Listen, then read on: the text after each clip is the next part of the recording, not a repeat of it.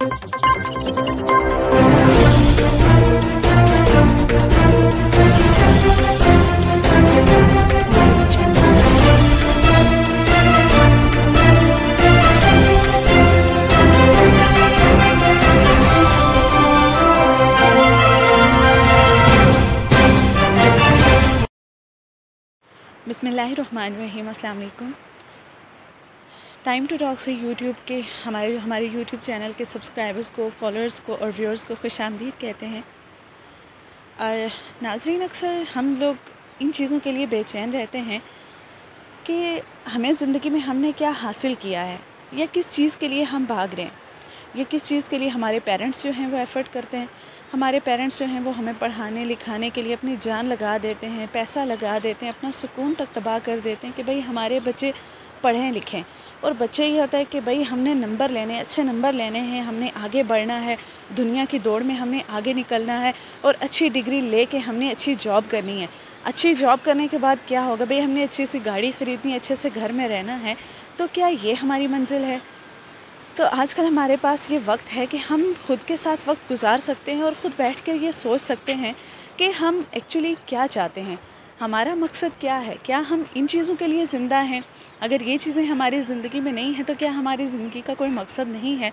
ये चीज़ें हमारी ज़रूरत तो हो सकती हैं, लेकिन हमारे जीने का मकसद हरगिज़ नहीं होनी चाहिए, क्योंकि इन चीज़ों के बग़ैर भी इंसान सुखी रह सकता है। इंसान अपनों के साथ खुश रह सकता है, अपनों की खुशी में खुश रह सकता है, और उस खुशी में आपका किसी के साथ खुश अखलाक़ी से बात कर लेना, दिल से किसी की मदद कर लेना और दूसरों का एहसास कर लेना, ये बहुत बड़ी बात होती है।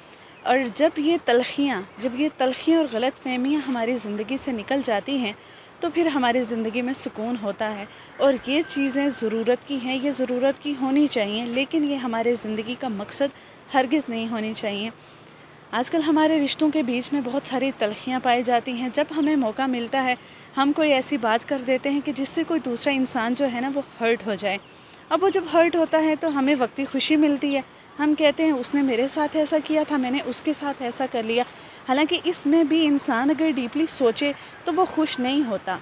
कहीं ना कहीं वो चीज़ अंदर ही अंदर उसे भी तकलीफ़ दे रही होती है कि मैंने किसी के साथ गलत किया था।